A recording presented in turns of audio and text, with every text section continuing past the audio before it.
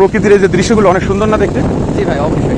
হ্যাঁ, এটা স্বাভাবিক। ভাই ওইটা এখানে একটা গর্ত ভাই। এই যে এই যে কি অবস্থায় দেখছো? দেখছেন ভাই এই গর্তে কিন্তু একটা অ্যাক্সিডেন্ট হওয়ার সম্ভাবনা আছে বুঝছেন? এখানে তো স্বাভাবিক একটা অ্যাক্সিডেন্ট হওয়ারই ব্যাপার কথা। দেখি নামো ইয়ে করে। তুমি বুঝতে পারছো কি অবস্থা? জি অবশ্যই অবশ্যই।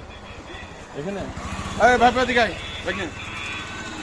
ও জায়গাতে দৌড় দাঁড়া পাট কাটবি না, যা দৌড় দে। ভাই পাটকাটি কি করবেন? পাট কাটে একটা ইয়ে করা লাগবে। কি লাল ফ্ল্যাগ দেবেন তাই? লাল ফ্ল্যাগ তো মামু তোর গেঞ্জিটা দিয়ে দিন। গেঞ্জিটা দিয়ে লাল। আচ্ছা পাট কাটে মানে নিয়ে আসছে। আচ্ছা গাড়িতে মানে একটা আছে লাল কাপড় বুঝছো? গাড়িতে আছে এটা বেঁধে দিই। হ্যাঁ ভাই উপকার করেন, উপকার করা ভালো। বড় দেখে নিয়ে আয়, কি নিয়ে আইছিস?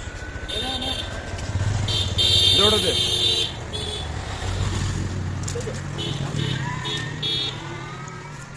এই গতটাই আসলে বিপদের কোনো টাইম টেবিল নাই কিন্তু, এটা জানো? জি জি অবশ্যই।